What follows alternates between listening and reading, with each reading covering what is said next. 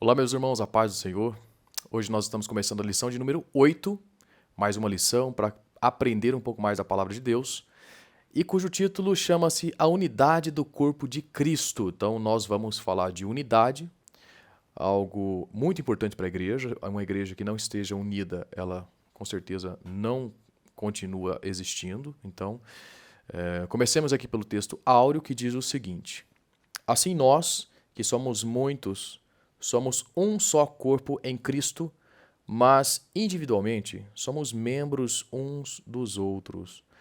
Romanos 12, capítulo 12, verso 5. Na verdade aplicada, nós temos o seguinte: a unidade do corpo de Cristo é dom de Deus, que se tornou possível pela cruz de Cristo e é efetivada pelo Espírito Santo. Durante a lição nós vamos esclarecer melhor cada ideia dessas aqui aplicadas, né? Então vamos aqui pelo texto de referência, fica em Efésios, capítulo 4, do verso 1 ao 6.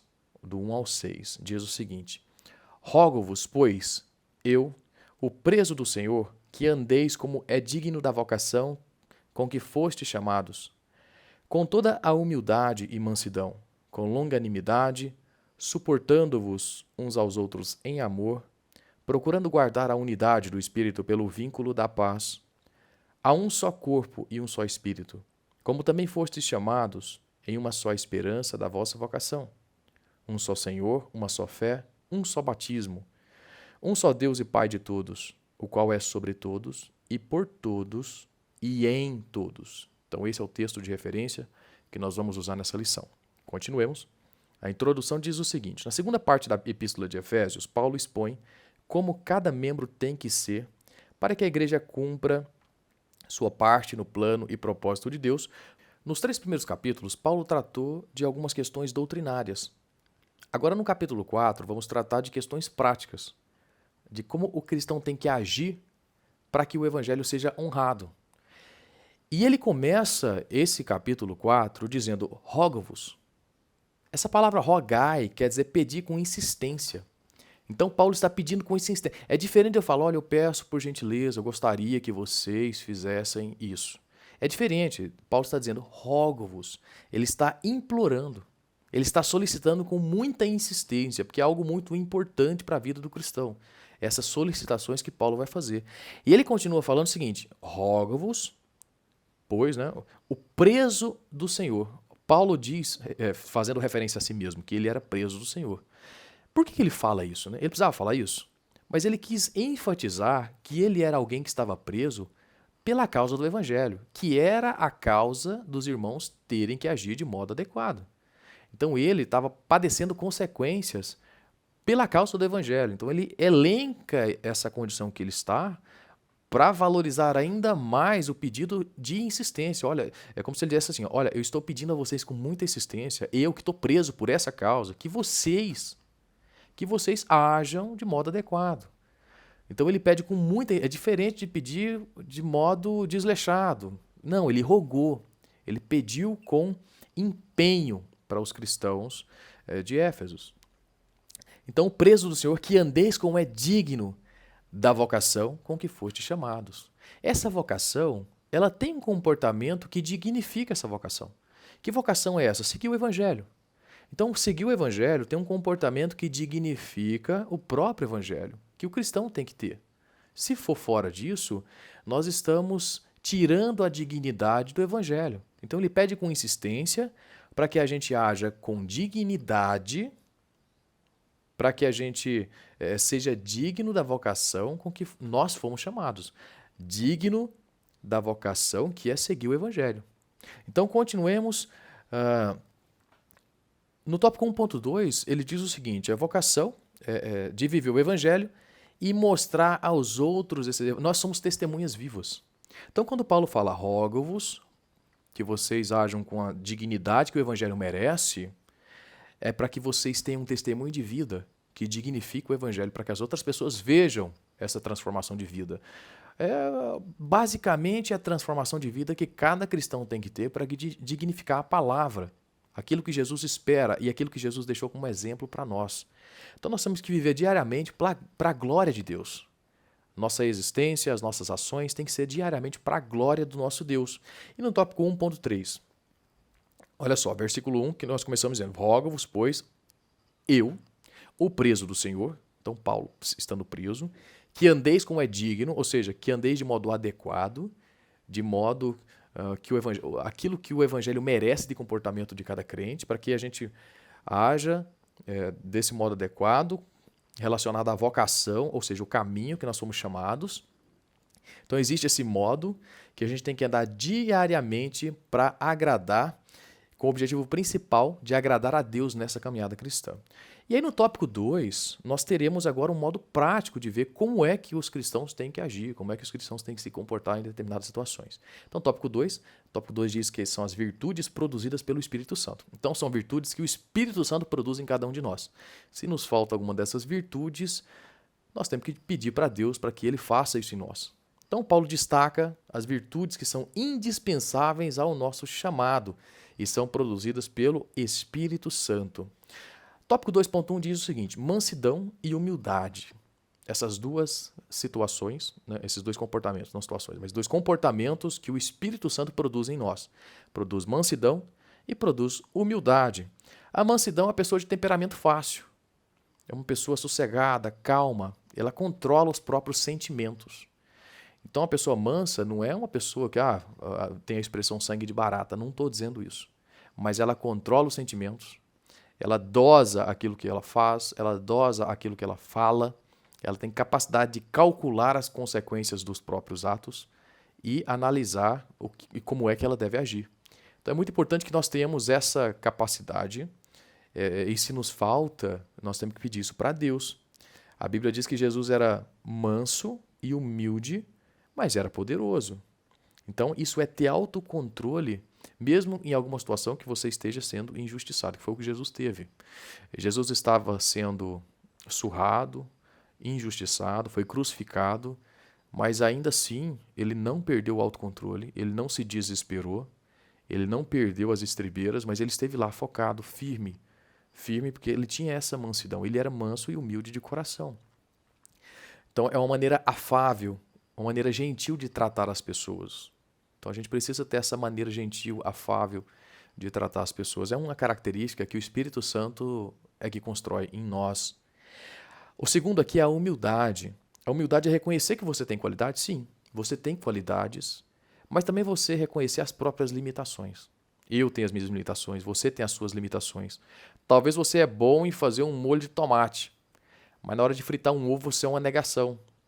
Aí você se vangloria de fazer um molho de tomate e esquece que você é ruim para fritar um ovo. Então a gente tem que saber das nossas qualidades, mas tem que saber das nossas limitações. E não é usar das nossas qualidades para nos sentirmos superiores às outras pessoas. Isso não é uma característica, se sentir superior a outra pessoa porque você tem uma habilidade a mais, não é uma característica que o Espírito Santo promove em nós. Nós temos que ver que, em algum ponto, nós temos qualidades que são um pouco mais avançadas que das outras pessoas. Mas tem muitas outras que nós somos inferiores. E se você ou eu temos alguma habilidade, isso foi uma construção. Talvez nós temos, por exemplo, uma capacidade bacana para estudar. Tudo bem, você está estudando aquilo que outras pessoas construíram.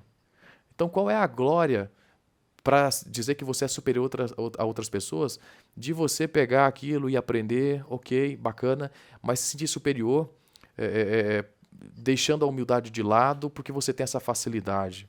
Isso não existe, né? Você tem que reconhecer que isso foi uma construção. Talvez você é bom em algum esporte. Sim, você é bom em esporte. Alguém teve que inventar esse esporte para você. Às vezes a gente esquece que pessoas vieram antes de nós e como se a gente começasse a vida começasse em nós. Não, a vida não começa ali. A vida não começa em você e nem em mim.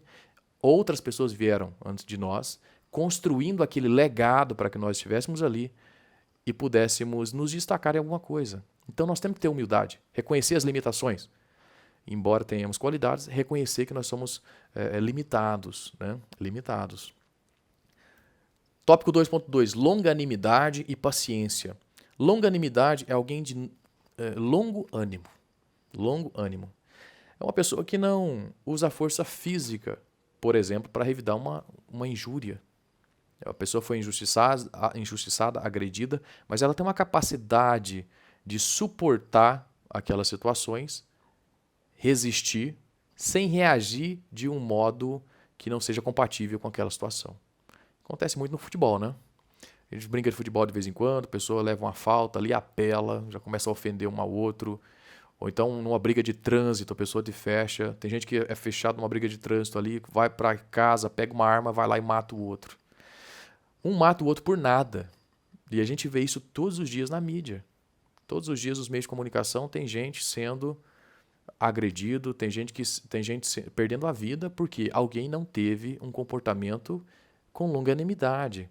Um país declara guerra contra o outro porque faltou longanimidade. Então a gente acha que um comportamento, a falta de alguma dessas características seja de pequena consequência, mas a gente não consegue calcular o tamanho da consequência que uma sociedade sem os dons do Espírito Santo pode ter.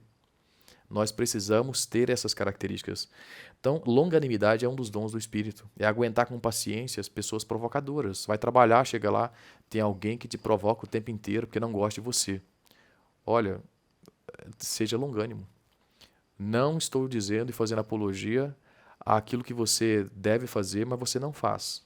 É diferente. Eu estou dizendo que agir por impulso. Agir sem o cálculo das consequências das próprias ações. E é necessário ter longanimidade.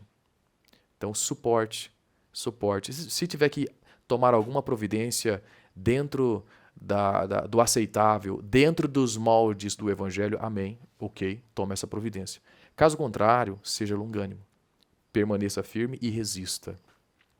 A outra questão é paciência, que é a capacidade de suportar um desconforto sem perder a calma. Tem um paciente que às vezes está internado, o médico está cuidando, ok, a pessoa está sendo tratada, mas a paciência passa pelaquela tranquilidade e o equilíbrio emocional.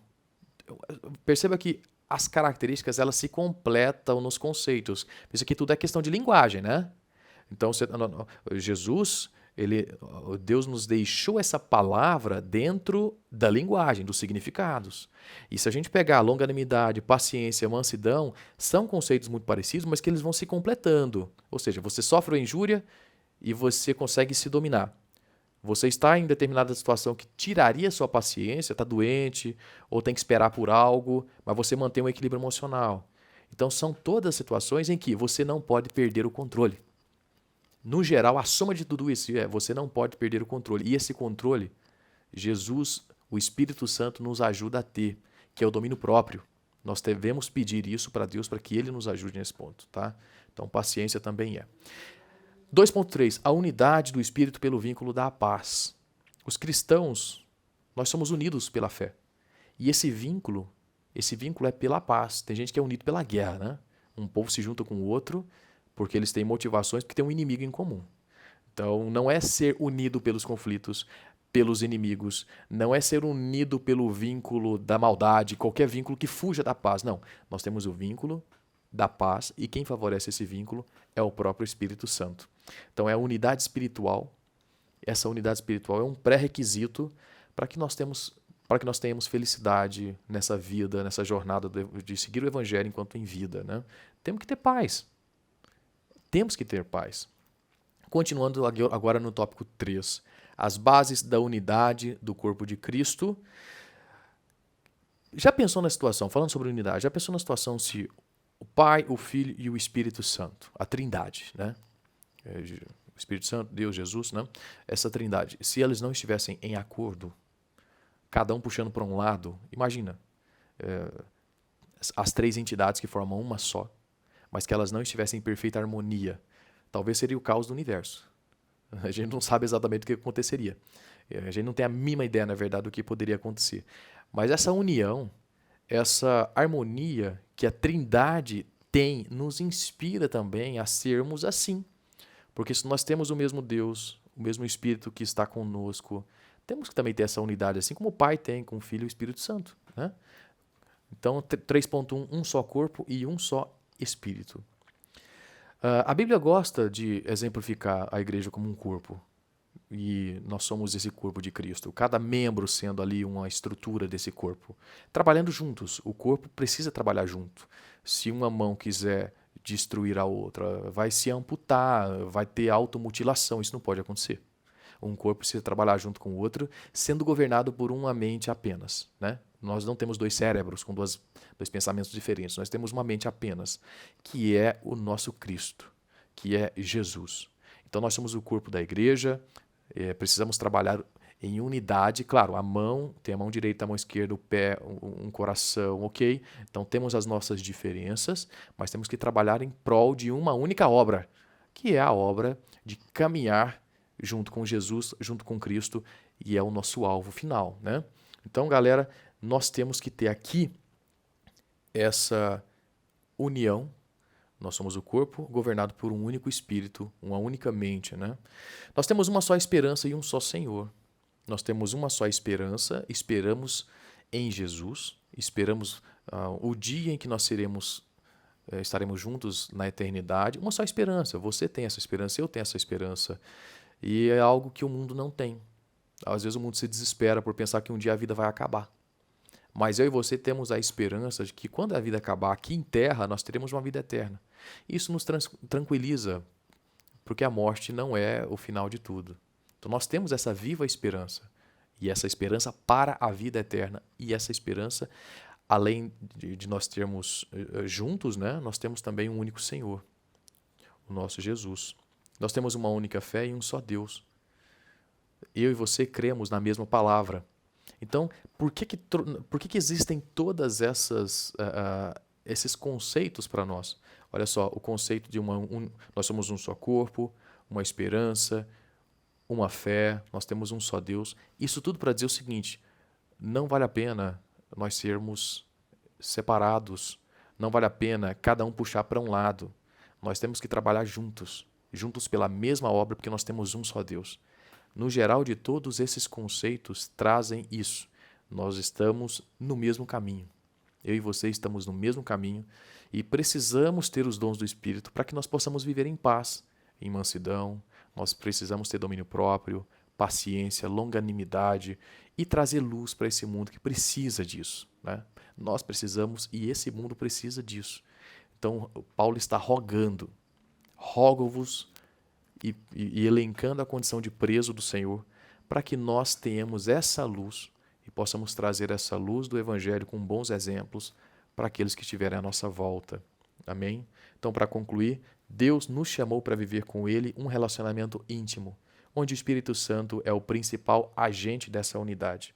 Compete a nós a obediência aos requisitos que a unidade do Espírito exige. Então, meus irmãos, essa é a palavra que eu queria trazer para vocês. Muito obrigado pela sua atenção. Que Deus o abençoe e te dê um excelente final de semana. Até a próxima. Valeu.